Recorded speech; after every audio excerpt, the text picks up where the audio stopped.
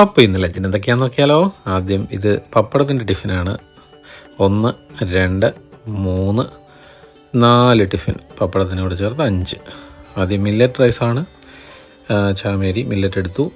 അതിൻ്റെ താഴെ അല്പം ഇഞ്ചിക്കറി വെച്ചിട്ടുണ്ട്. ഇഞ്ചിക്കറി ഉണ്ടാക്കിയായിരുന്നു, മധുരമുള്ള ഇഞ്ചിക്കറി കേട്ടോ. ഇത് ക്യാപ്സിക്കം തോരൻ. അപ്പോൾ ക്യാപ്സിക്കം തോരൻ നല്ല ടേസ്റ്റിയാണ്. അപ്പം ഇത് നമ്മുടെ വെള്ളരിക്ക ദാൽ എന്ന് പറഞ്ഞാൽ പരിപ്പൊക്കെ ഇട്ട് വെള്ളരിക്ക തക്കാളി പരിപ്പൊക്കെ ഇട്ട കറിയാണ്. പേരിട്ടിട്ടില്ല, അതുകൊണ്ട് തൈര് ബീറ്റ് ചെയ്ത് വെച്ചിട്ടുണ്ട്. സാലഡാണ്. അപ്പം ആരാണ് ഭയങ്കര ബിസിയാണ്.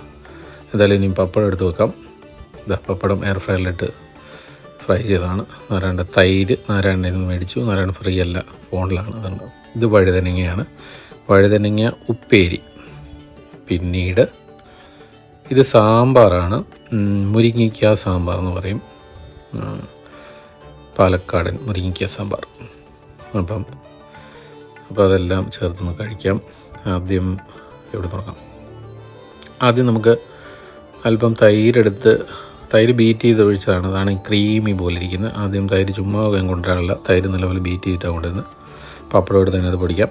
പപ്പടം എടുത്തു. പിന്നീട് നമുക്ക് ഫേവറേറ്റ് നമ്മുടെ ക്യാപ്സിക്കം തോരൻ. അത് എല്ലാവരും ഉണ്ടാക്കി നോക്കി എന്നൊക്കെ അറിഞ്ഞത് വളരെ സന്തോഷമുണ്ട്. എൻ്റെ റെസിപ്പി കിട്ടിയിട്ടുണ്ടായിരുന്നു. ഇത് നമ്മുടെ കറി, പരിപ്പ് കറി. സാമ്പാർ എടുത്തു. പിന്നെ വഴുതനങ്ങ എടുത്തു.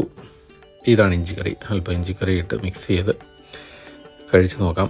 നല്ല ടേസ്റ്റിയാവും. ഇഞ്ചിക്കറി ഉണ്ടെങ്കിൽ പിന്നെ വേറെ ഒന്നും വേണ്ട. തൈരും ഒരല്പം ഇഞ്ചിക്കറി ഉണ്ടെങ്കിൽ വേറെ ഒന്നിൻ്റെ ആവശ്യമില്ല. ആഹാ, നല്ല ടേസ്റ്റിയാണ്. ആക്ച്വലി ഇഞ്ചിക്കറി എനിക്ക് മധുരമുള്ളതാണ് ഇഷ്ടം. ആഹാ.